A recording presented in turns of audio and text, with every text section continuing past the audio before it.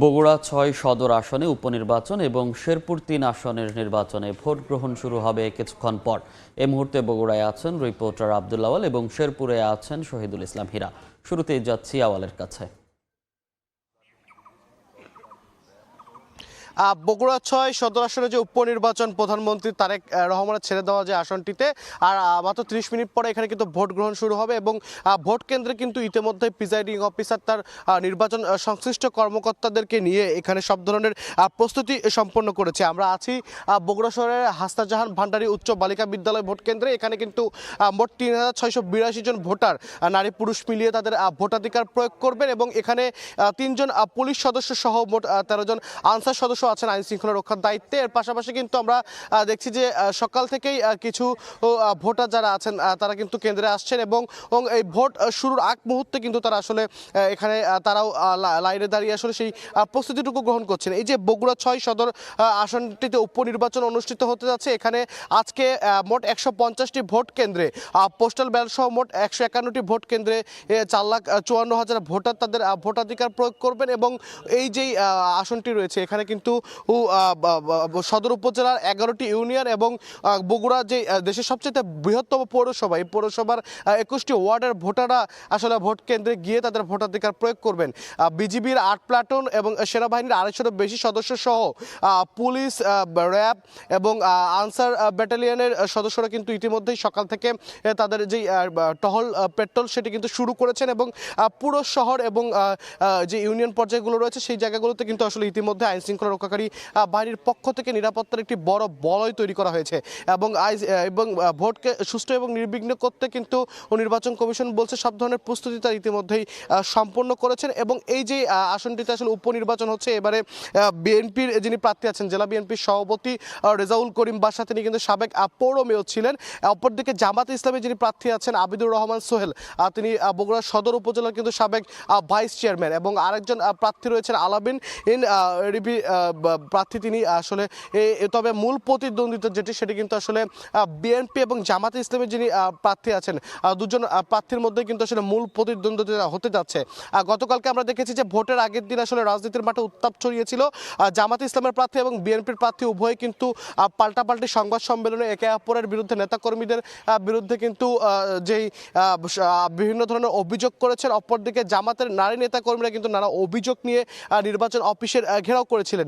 সব মিলে কিন্তু গতকালকে ভোটের মাঠে যে উত্তাপ সেটি কিন্তু একেবারে সহজ করে বলতে গেলে ভালোভাবেই ছড়িয়ে পড়েছিল এবং এই যে বগুড়া সদর উপজেলায় যে উপনির্বাচনটি হতে যাচ্ছে এই উপনির্বাচনের মধ্য দিয়ে বগুড়ার মানুষের যে ১৭ বছরের যে রাজনৈতিক বঞ্চনার ইতিহাস সেটি ঘুচিয়ে আসলে আগামী দিনে বগুড়াকে কে নেতৃত্ব দিচ্ছে এটি আসলে দেখবার বিষয়। তো বগুড়ায় উপনির্বাচনের খবর নিয়ে এখন পর্যন্ত এই ছিল আমার কাছে সর্বশেষ। শেরপুরে চলে যাচ্ছি, সেখানে আছেন সহকর্মী হীরা, জানাবেন নির্বাচনের সর্বশেষ খবরাখবর। আর কয়েক মিনিট বাদেই শুরু হবে শেরপুর ৩ আসনের জাতীয় সংসদ নির্বাচন। এই নির্বাচনকে ঘিরে নির্বাচন কমিশন ব্যাপক প্রস্তুতি গ্রহণ করেছে। আমরা লক্ষ্য করেছি প্রত্যেকটি কেন্দ্রে সিসি ক্যামেরা বসানো হয়েছে, প্রত্যেকটি কেন্দ্রে পুলিশ সদস্য রয়েছে ৫ জন এবং আনসার সদস্য রয়েছে ১৩ জন। আমরা লক্ষ্য করেছি যে শেরপুরের এই নির্বাচনী আসনে কিন্তু আসলে গতকাল থেকে কিন্তু আইন শৃঙ্খলা বাহিনীর ব্যাপক টহল চলছে, যেন কোনো অপ্রীতিকর বা দুর্ঘটনা এড়াতে কিন্তু আসলে আইন শৃঙ্খলা বাহিনী কিন্তু ব্যাপক তৎপর রয়েছেন। আমরা আমি রিটার্নিং কর্মকর্তার সাথে কথা বলেছি, তিনি আমাকে জানিয়েছেন শেরপুরের এই নির্বাচনকে অবাধ, সুষ্ঠু এবং নিরপেক্ষ করার জন্য যত কিছু প্রয়োজন সবকিছু তারা কিন্তু আসলে গ্রহণ করেছে। একটা বিষয়ে আমি আপনাকে জানিয়ে রাখি, এই আসনটিতে কিন্তু ১২ ফেব্রুয়ারি নির্বাচন হওয়ার কথা ছিল, কিন্তু জামাতের প্রার্থীর মৃত্যুজনিত কারণে কিন্তু সেই নির্বাচনটি স্থগিত করা হয়েছিল। পরবর্তীতে নির্বাচন কমিশন কর্তৃক নতুন তফসিল ঘোষণার পর কিন্তু এই আজকে নির্বাচনটি অনুষ্ঠিত হচ্ছে। আজকে সকাল ৭:৩০ থেকে একটানা বিকেল ৪:৩০ পর্যন্ত কিন্তু আসলে এই ভোট গ্রহণ চলবে। আমরা লক্ষ্য করেছি আমরা লক্ষ্য করেছি এই নির্বাচনী এলাকায় কিন্তু আসলে সরকার থেকে ছুটি ঘোষণা করা হয়েছে, একদিনের সাধারণ ছুটি ঘোষণা করা হয়েছে, যাতে করে এখানকার নানা রকম অপ্রীতিকর ঘটনা এড়ানো যেতে পারে।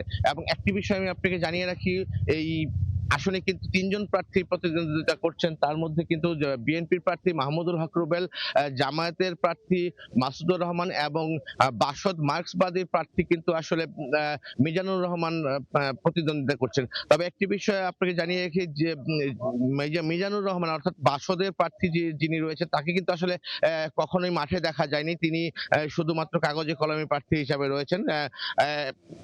এমনকি তাকে কখনো কোনো প্রচারণায় বা কোনো রকম নির্বাচনী প্রচারণায় কিন্তু আমরা দেখিনি। এই নির্বাচনকে ঘিরে কিন্তু আইন শৃঙ্খলা বাহিনীর ব্যাপক প্রস্তুতি রয়েছে। তো এই ছিল শেরপুরের শ্রীবর্দী ঝিনাইগাতী উপজেলার ৩ নং শেরপুর ৩ আসনের সর্বশেষ তথ্য। শেরপুর ৩ আসনের নির্বাচন এবং বগুড়া ৬ আসনের উপনির্বাচনের খবর জানাচ্ছিলেন সহকর্মীরা।